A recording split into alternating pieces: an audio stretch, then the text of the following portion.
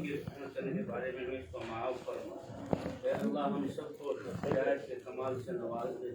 اے اللہ ہماری زندگیوں کو صحابہ کرام کی طرح بنا دے۔ اے اللہ تبلیغ میں لگنے والے اے اللہ ان کو کمال عطا فرما، استقامت عطا فرما، ان کو ان کی نسلوں کو قبول فرما۔ اے اللہ پوری امت مسلمہ کو اس دین کی محنت کو کھڑا فرما دے۔ اے اللہ ہمارے بیماروں کو شفا عطا فرما، مقروضوں کے قرضوں کی ادائیگی کی صورت پیدا فرما۔ اے اللہ بے دینی کی وجہ سے جو ہم پر وبائی آئے ہیں اے اللہ اس سے توبہ کرنے کی توفیق عطا فرما اور ایمان اور اعمال عطا فرما کر اس کی برکتیں ہمیں عطا فرما دے۔ اے اللہ آپس کی نفرتوں کو مٹا دے۔ اے اللہ جو اس دنیا سے جا چکے ان کی قبروں کو جنت کا باغ بنا۔ اے اللہ ہم سے راضی ہو جائے، ہمیں اپنے سے راضی کر لے۔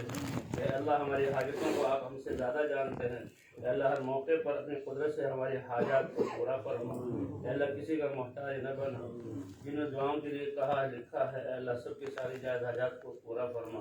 اے اللہ ہماری مساجد، مدارس اور قرآن مکاتب اے اللہ ان کو سب کو قبول فرما اور لوگوں کے رجوع کو مساجد، لوگوں کے دلوں کو اپنی مساجد کا رجوع عطا فرما۔ وصلی اللہ علی نبی کریم وعلی آلہ وصحبہ اجمعین۔